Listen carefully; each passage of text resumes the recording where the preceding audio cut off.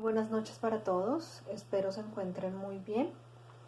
El día de hoy vamos a tratar un tema que es bastante importante y bastante extenso. Realmente voy a tratar de hacerlo de una manera muy sucinta, muy condensada, pero lógicamente en primera instancia con bases científicas y de la mejor manera tratar de explicarlo.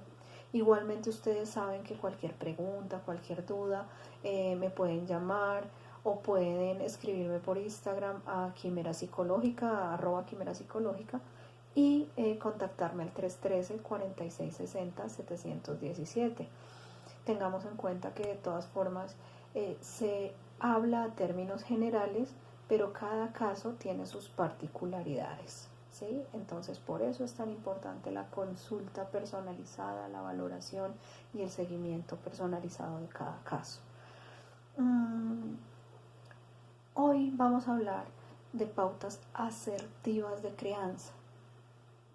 Cuando decimos asertivas es porque pues existen un sinnúmero de formas para criar a un ser humano, para sacar adelante a un individuo, pero no todas son asertivas. Pensamos de pronto que sí lo son, porque así me criaron y yo siento que estuvo bien mi crianza, no hubo ningún problema.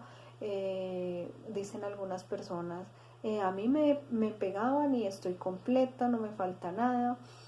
Y ahora soy una persona adulta, responsable y trabajadora. Entonces, no es muy cierto que realmente no se vean secuelas del maltrato en la adultez, que a veces de pronto no lo vemos, ¿sí? Algunos rasgos que tengamos en nuestro actuar, en nuestra forma de socializar, en nuestras relaciones interpersonales y emocionales, no las relacionemos con estas situaciones de maltrato en la infancia, no quiere decir que no dejen secuelas. Entonces, en esa parte de pronto a veces estamos muy equivocados. O el otro extremo que se está presentando más en esta época, que es el no corregir, el no decirle nada al niño, el que algunos papás hasta miedo le tienen a los niños, pues tampoco es una cuestión que sea muy óptima y que sea muy adecuada para criar, para sacar adelante a un ser humano. Como en muchas situaciones de la vida, es más asertivo buscar esa justa media, ese equilibrio. Ni maltrato, ¿sí? Ni libertad total de no educarlo, porque pues se supone que un niño necesita esa guía, necesita esa persona que lo esté llevando por un buen camino, que le esté dando unas buenas directrices, unas buenas pautas para desarrollarse como pues un ser humano que realmente sirva para él mismo y para la sociedad. ¿Mm? Entonces es buscar como ese equilibrio, no irnos a los extremos. Casi nada en la vida irse a los extremos es positivo, mucho menos en criar a una persona, a un individuo. Entonces es importante que tengamos en cuenta en primera instancia que sí existe material que nos habla de pautas de crianza, que sí hay suficiente información al respecto, probada, científicamente probada. Entonces recurramos a ella, ¿sí? Y no tratemos de guiarnos por patrones, ya sea de imitación de nuestros padres, de cómo me criaron a mí o cómo me dice la vecina, o que yo veo cómo mis amigos crían a sus hijos, sino hacerlo de una manera realmente más sentada en bases científicas, comprobadas de cómo puede ser más adecuado criar a nuestros hijos. Entonces, dicen algunas personas que consultan o cuando se realiza alguna charla en este tema, pues como, ay, los psicólogos siempre dicen que no hay que castigarlos físicamente porque se traumatizan. Pues como les acabo de decir, sí deja secuelas, el maltrato de ninguna manera y hacia ningún ser, ¿sí? Es correcto. Lo que pasa es que nos es más fácil, ¿sí? Es más fácil un grito, es más fácil un golpe, que de pronto sentarse a dialogar y unos padres dicen, no, él no entiende, yo le hablo bien, yo lo consiento, y no entiende. No, realmente tenemos que tratar de utilizar los mecanismos de una manera, como ya les digo, basada en los estudios. Entonces, por ejemplo, no es el hecho de consentir si el niño se portó mal, pues en ese momento hay que corregir, ¿sí? Hay que aplicar algún tipo de correctivo. ¿Y qué se debe hacer? Lo primero en cualquier situación es ponernos a su altura, porque eso de hablarle al niño como si él fuera menos, inferior a no sé qué, porque nadie es menos que nadie, pero mirándolo hacia abajo, pues no es correcto. Hay que ponerse a la altura del niño, mirarlo a los ojos y cambiar el tono de voz, ¿sí? Es importante ese tono de voz, que se vea que es firme y que el mensaje es claro, es conciso, es contundente, ¿sí? Y no como de pronto en algunas ocasiones se extiende a cantaleta, ¿sí? A lo que llamamos coloquialmente cantaleta, sino ser muy precisos en el mensaje que queremos brindarle. Esto no estuvo bien, yo ya te había dicho una vez, te había dicho 2 veces, ahora pues va a haber una sanción, no lo llamemos castigo, sino va a haber una sanción por no haber cumplido con lo que tenías que cumplir. Entonces, primero que todo, esta es la forma de dirigirse al niño cuando no está cumpliendo lo que se debe hacer, no está haciendo sus deberes, sus obligaciones. Es importante hacerlo de esta forma. Pero a veces no tenemos el tiempo o pensamos que no tenemos el tiempo, no nos organizamos bien y pues claro, es más rápido un golpe, es más rápido un grito, pero realmente las consecuencias son devastadoras. No puede que no se vean en ese momento, pero sí a futuro. Además, pues realmente el grito y el golpe no funcionan. En el momento el niño puede actuar por miedo y hacer las cosas, pero se va a repetir el ciclo. Se vuelve a presentar la situación, el niño lo vuelve a hacer, el papá le pega, el niño se calma, trata de hacer las cosas por miedo, de cumplir y vuelve, porque no hay una reflexión, no existe una reflexión. Entonces por eso es importante implementar estos métodos de los cuales estamos hablando. Otro mecanismo es el tiempo fuera, ¿sí? Pero no en todas las edades, funciona más en primera infancia y en la niñez más o menos hasta los 12, 15 años. Este mecanismo nos puede funcionar y es simplemente un método de reflexión en el cual el niño se va a un sitio, no tiene que ser un sitio donde el niño se sienta incómodo, donde se asuste, no, un sitio oscuro, no, es un sitio simple y sencillamente, puede ser una silla, puede ser, lo pueden llamar el rincón de la reflexión, no la silla de castigo ni el rincón del castigo, sino un sitio donde el niño pueda sentarse a reflexionar cómodamente, pero que no vaya a tener distractores en su entorno, porque de esta forma pues el niño no va a reflexionar, sino se va a poner a jugar con sus carritos, sus juguetes o a ver televisión, un sitio donde no tenga ningún tipo de distractores. Tiempo, pues aconsejablemente el tiempo puede ir acorde con la edad del niño. Si el niño tiene 5 años pueden ser 5 minutos, si tiene 10 años pueden ser 10 minutos. Y posteriormente a que este tiempo pase, ponerse a la altura del niño, mirarlo a los ojos y preguntarle por qué está ahí. He ahí donde se ve la reflexión de la situación.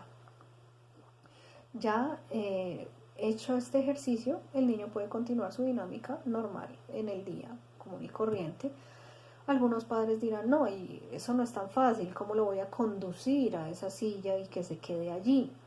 Pues sencillamente el papá es la figura de autoridad, no autoritario, es la figura de autoridad y sencillamente pues quien está criando es él, el papá, ¿sí? Entonces pues así, si lo tiene que conducir 10 veces a la silla de una manera muy afectiva, no tiene que ser y no debe ser que estrujarlo, que alarlo, no, conducirlo, si es necesario, la cantidad de veces que sea, pero hasta que el niño diga, bueno, tengo que cumplir. Mi papá me dio una orden, o mi mamá, mi cuidador, mi tutor, y bueno, voy a pasar este tiempo fuera acá.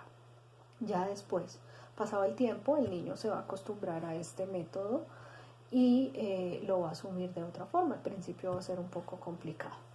Otro método que podemos utilizar, bueno, no quiere decir que si utiliza tiempo fuera no puede utilizar los otros, puede utilizarlos en conjunto dependiendo la situación. Los padres van mirando en qué momento les sirve más uno u otro, pero los puede utilizar todos. Este se llama economía de fichas, ¿sí? Y cada familia lo puede utilizar de la manera que desee, ¿sí? De una forma muy creativa, según los gustos del niño. Si al niño le gusta Mickey Mouse, entonces pueden hacer ese tablero en cartulina o en los materiales que tengan en casa, un afiche o un tablero, decorarlo con este muñequito alusivo a este muñeco, a Mickey Mouse, que por ejemplo va subiendo una escalera en la semana cada vez que cumple sus actividades. Por decir algo, sube un escalón si el lunes cumplió todas sus actividades, y así sucesivamente hasta el domingo.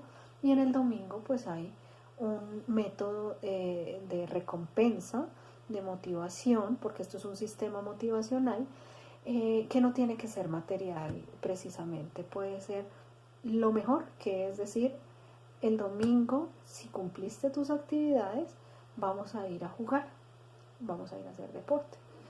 El juego para los niños es una actividad supremamente importante para su desarrollo emocional, para su desarrollo físico también, ¿sí? En todas las dimensiones es supremamente importante el juego. Y familiar, porque va a estrechar esos vínculos familiares, va a mejorar la comunicación, los canales de comunicación y la confianza, que a futuro esto va a ser una gran ventaja, porque el niño realmente, cuando ya sea un adolescente, posiblemente vaya a confiar más en su familia que en sus pares. Que sí va a estar más cercano a sus pares, claro, es lo normal, pero va a tener mayor confianza en su familia con la que compartió esos momentos de juego. No es mandar a jugar al niño, enviar a jugar al niño, sino jugar con él. Eso siempre, de verdad, en cualquier caso es importante realizarlo. Y en cualquier tipo de familia. Acordémonos que existen muchos tipos de familia, no porque una mamá viva con el niño no es familia, o que el niño viva con familia extensa, con los abuelos, con los tíos, no es familia. Todos son familia, pero en todas las familias debe existir una figura de autoridad. Ojo con eso, no es autoritarismo, ¿sí? No es que yo impongo sí porque sí y ya, no doy razones de por qué. No, ese autoritarismo lo que genera es que los niños se vuelvan bastante inseguros, que se les dificulte a futuro tomar decisiones por sí mismos, que no crean en ellos mismos, sino que lo que se necesita es realmente un padre que sí ponga unas normas muy claras, pero que las explique, ¿sí?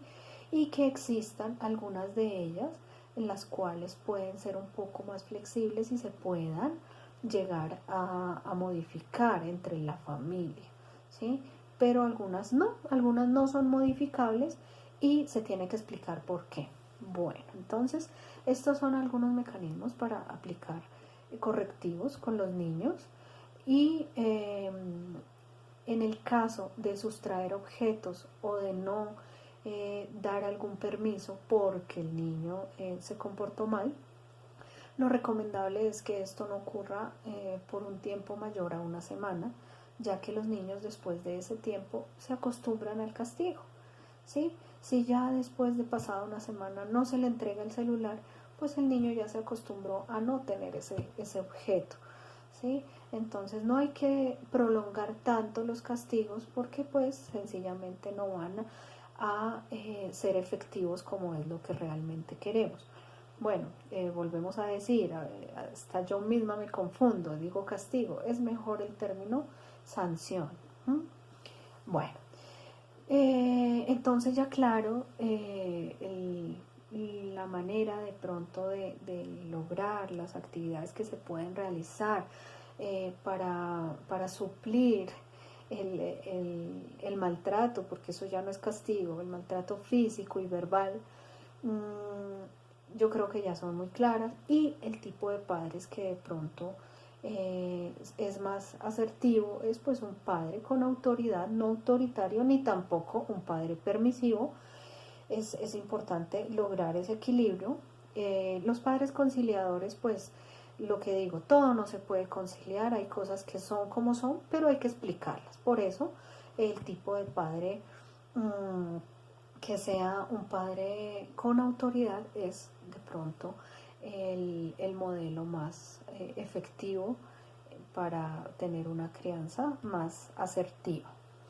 Entonces, sea el tipo de familia, vuelvo a lo mismo que sea, tiene que existir figura de autoridad o figuras de autoridad, pero no desautorizarse entre ellos, porque si se desautorizan, pues realmente lo que van a lograr es que el niño se vaya para el lugar donde más le convenga, porque pues los niños aproximadamente desde los 10 meses de edad manipulan, y si ven que mamá desautoriza a papá, pues él se va a ir más con mamá, ¿sí? Vivan juntos o no vivan juntos, es importante que se pongan de acuerdo y vayan por una misma vía en esta situación de crianza, que no vayan por senderos diferentes, porque va a ser supremamente complicado para los niños. Otra recomendación muy importante es lo referente a padres divorciados que no inmiscuyan a los menores en sus problemas de adultos. Los niños solamente tienen que jugar y estudiar, los niños no tienen por qué saber problemas de adultos. Si va con papá, que papá le hable mal de mamá, y la familia extensa, o sea, los abuelos paternos también hablándole mal al niño de mamá, o viceversa. Pues esto, aparte de todo, pues es un delito y se llama alienación parental. De pronto muchos no lo saben y se enfrascan en las familias estar peleando y llevando razones con el niño, dañándole su parte emocional. Como dije, ya los niños tienen que estar jugando y estudiando, no sabiendo problemas de adultos, pero en vez de pronto entrar en conflictos y en violencia, pues sencillamente hay que dialogar en primera instancia para que esto no ocurra, pero si no surte efecto, pues recurrir a las instancias legales con todas las pruebas y colocar sencillamente una denuncia por alienación parental, porque esto es un delito, realmente están afectando la vida de sus hijos, ¿sí? Obviamente sin querer, la idea es tomarlos como escudo para pelear entre ellos, pero eso pues obviamente no está bien, no es correcto. De la misma manera que si estoy de mal genio con mi expareja, entonces no se lo dejo ver, lo escondo, me invento mil cosas para que no lo pueda ver, pues todo esto es un delito, pero vuelvo y digo, no es bueno que lleguen a peleas y a más problemas, sino que traten de buscar las vías del diálogo, o si no, las vías legales para solucionar esta situación y no generarle problemas emocionales a los niños. Más grave aún cuando los padres de alguna manera tratan de implantar en sus hijos situaciones que no han ocurrido, y de esto se vuelve una falsa realidad, como lo es, por ejemplo, decir: tu papi o tu mami te hizo esto, te golpeó, te maltrató, abusó de ti sexualmente, y los niños puedan empezar a creer que esta situación que le están diciendo que ocurrió, ¿sí?, es real, y eso se llama una falsa realidad. Entonces, más grave aún. Entonces, por favor, padres, cuidadores, tutores, tener cuidado con esto, respetar la salud mental y física de los niños. Los niños, siempre lo hemos dicho, los niños, los ancianos son personas vulnerables no tenemos por qué abusar de ellos, tenemos que cuidarlos, los animalitos, los niños, las personas de la tercera edad, tenemos que cuidarlos, no porque sean vulnerables, entonces descargar todas nuestras frustraciones y nuestros problemas en ellos. Eso no es correcto, de ninguna manera. Como no es correcto tampoco, ya hablando en el plano sexual, que un adulto abuse de un niño sexualmente. Esto no tiene ningún tipo de validez. Así en este momento, por ejemplo, hayan algunos movimientos que lo quieran ver normal, no lo es. No porque lo diga un grupo de personas, porque sí, sino porque esto tiene bases científicas para decirlo. Un niño, un ser humano, mejor dicho, hasta los 21 años se termina de desarrollar cognitivamente y físicamente. Entonces, en eso sí tenían razón nuestros padres, por ejemplo, nuestros abuelos, en dar la cédula de ciudadanía después de los 21 años. Ellos estaban en lo correcto, ¿sí? Porque a esa edad es donde ya hay una madurez física y una madurez cognitiva como para decir, bueno, usted es ciudadano y empiece a responder por sus actos, ¿cierto? Pero lo que nos indica en este momento nuestras leyes, sobre todo no solo en Colombia, en muchos países de Latinoamérica, es que se supone que es ciudadano desde los 18 años y que ya desde ese momento puede responder por todos sus actos, no necesita más guía de sus padres, entre comillas, porque los padres siempre estarán allí para sus hijos, pero pues según la ley, y peor aún, según la ley dice que un mayor de 14 años que tenga una relación con una persona mayor de edad y que el menor diga sí, yo, o sea, del consentimiento diga sí, sí, yo quiero estar con esa persona, pues es válido. Realmente esto no está bien, por lo que acabamos de decir. Un niño simple y sencillamente a esa edad todavía es niño, todavía necesita guía, todavía no ha formado su personalidad, está en formación, y pues tomar ese tipo de decisiones simple y sencillamente quiere decir que está manipulado por un adulto, ¿sí? Pero tristemente las cosas en este momento son así, y lo que queda al interior de los hogares es empezar a educar a nuestros hijos para pues valorarse, respetarse, hacer que los demás los respeten, que sean unas personas más independientes. Ojo con eso, autónomas, no autosuficientes. Somos seres sociales y necesitamos de los demás, pero que sean personas autónomas, que vayan formando un criterio propio, ¿sí? Y desde muy pequeños enseñándoles cuál es su espacio privado, que nadie puede invadir, cuáles son sus partes públicas, privadas, hasta dónde van ciertos juegos, ¿sí? En cada etapa se les va brindando una orientación en la parte sexual adecuada, acorde a la edad en la que estén los niños. Entonces, tener esto muy en cuenta para que no lleguen estos adultos con sus mentes distorsionadas, con su sexualidad distorsionada, a dañar a nuestros niños. Hay que fortalecerlos y ayudarlos a saber hasta dónde es normal y hasta dónde no es normal un juego, una caricia, ¿sí? Recordemos que las estadísticas nos indican que aproximadamente el 85% de los abusos sexuales son por parte de familia de sangre, por familia directa. Entonces hay que empoderar muchísimo a los niños para que tengan mucho cuidado con estas situaciones y que si se ven inmersos en ellas sepan decir no y que no se vayan a dejar manipular. Generalmente ocurre que si no te dejas hacer esto, entonces yo le hago daño a tus padres. Saber que eso no es así, no dejarse manipular, ¿sí? No permitir que nadie bajo ninguna circunstancia lo obligue, lo force a hacer algo que no quiere, porque tengamos en cuenta que la mayor parte de estas situaciones no son bajo violencia, ¿sí? Sino bajo manipulación, ¿sí? Entonces, no bajo actos violentos de que lo golpeó, que el niño se desmayó, sino que simplemente con juegos, con mentiras, con amenazas de pronto, sí, en algunos casos ocurren estas situaciones. Entonces hay que hablar con los niños de manera muy clara, pero ojo, acorde a cada etapa en la que se encuentren. No podemos hablar de sexualidad de la misma manera con un niño de 5 años que con un adolescente de 15, ¿sí? Entonces hay que saber cómo realmente abordar este tema de una manera adecuada con cada uno de los niños, dependiendo la edad que se encuentre.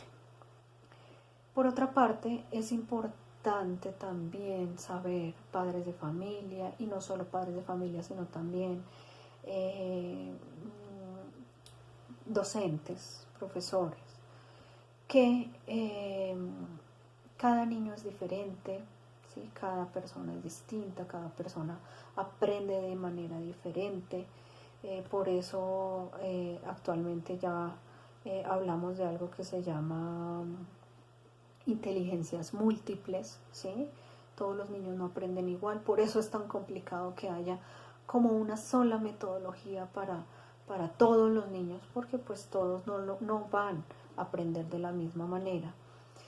Y es importante pues que tanto padres como profesores sepan manejar esta situación y no estigmaticemos, no, es que como este niño no copia o habla mucho, se para mucho en clase, entonces lo relegamos, y esto va generando en los niños algo que se llama desesperanza aprendida, bastantes problemas emocionales, ¿sí? Que van a hacer que se pierdan todas esas habilidades que los niños tienen, porque ellos ya se van a creer lo que los profesores, lo que el papá, lo que los papás de otros niños le dicen, y es que usted molesta mucho, que usted no puede, que usted no hace, ¿sí? Mientras que, quién sabe qué esté sucediendo realmente. Por eso es importante también, si se ven algunas situaciones anómalas en la conducta del niño, que ya sean anómalas, no que aprenda diferente, de manera distinta, si que el niño de pronto se incline más por las artes y no le vaya muy bien en matemáticas, eso es diferente ese manejo, eso solamente es de manejo, sino que realmente se vaya evidenciando algunas conductas no muy normales en los niños, pues por eso es tan importante consultar con médico, con el psicólogo, con los diferentes profesionales para poder abordar estos temas a tiempo. Y es muy triste ver que en nuestra sociedad en muchas ocasiones se juzga a los padres de niños que tengan algún tipo de dificultad, sea comportamental o de aprendizaje, generalmente más en la parte como comportamental, y decir de una vez, es crianza. Este niño es así porque es mal criado. Y pues sí, aunque la epigenética, o sea, todo lo que pasa en su entorno y todo ese aprendizaje por imitación sea supremamente importante para su formación, pues la genética también juega un papel importante. Que sea un porcentaje más pequeño, más reducido, no quiere decir que no esté. Y hay niños que pueden tener alguna dificultad comportamental por cuestiones genéticas, lo heredó de su abuelo, de su tío, de su papá, de su mamá. Y sencillamente, en nuestro medio, desafortunadamente, por lo general, estos niños, sobre todo si son niños que no siguen normas y que de pronto son agresivos, lo que busca un docente generalmente, no siempre, pero casi siempre, es llenar un observador del alumno y tratar de que al niño lo saquen del colegio, o mediante la ley diciendo que prevalecen los derechos comunes sobre el derecho individual, entonces quitémonos ese problemita de encima. Pues eso sencillamente es muy complicado, realmente genera un daño supremamente grave en los niños, ¿sí? Entiéndase niños por niños y niñas, ahora todo lo clasificamos muchísimo, pero cuando decimos niños nos referimos a niños y a niñas en general. Entonces es importante que tengamos cuidado con esta parte, tanto padres como docentes principalmente. Los docentes no se prepararon solo para educar chicos promedio, también tienen que saber cómo sortear estas situaciones. Es muy frecuente ver que si el niño de pronto tiene un déficit cognitivo, más fácilmente le pueden colaborar porque el niño está quietico y no molesta, por lo general. Pero si el niño, por el contrario, es un niño demasiado activo, no lo rotulemos con ningún trastorno, pero es demasiado activo, de pronto se le dificulta seguir normas y de pronto agresivo, pues a ese niño sí, como sea, tratamos de alejarlo, de rechazarlo. Vuelvo y digo, esto genera muchísimos problemas. Y ahora, tampoco es solo responsabilidad del docente. Tampoco es que el papá vaya y diga, bueno, mire a ver cómo hace porque usted estudió para eso. No, los papás obviamente son los que mayor responsabilidad tienen en este caso y obviamente deben llevarlo a sus tratamientos, a todas las terapias, todo lo que se deba hacer para que este niño sea un poco más funcional. No va a haber una varita mágica que lo cambie y sea como nos es más fácil, ¿no? Que sea adaptadito y que no moleste y que me haga caso, pero por lo menos pues va a estar con sus tratamientos y va a ser más funcional socialmente. Pero de esa misma forma es un trabajo en conjunto, tanto de padres como de los docentes. Ya saben, entonces, cualquier pregunta, cualquier duda que tengan al respecto pueden dejarla acá abajo o pueden escribirme por Instagram en Quimera Psicológica al número 313, cual estaré presta para poder atenderlos, pero ya saben, cada caso es particular, es importante hacer una valoración completa y un seguimiento de cada caso. Entonces, pues lo adecuado sería comenzar, si necesitan, un proceso terapéutico. Muchísimas gracias por su atención, espero les haya servido este tema, les haya gustado. Si tienen recomendaciones de algún otro tema que sea de su interés, acá mismo también me lo pueden hacer saber. Muy buenas noches para todos y nos vemos en una próxima oportunidad.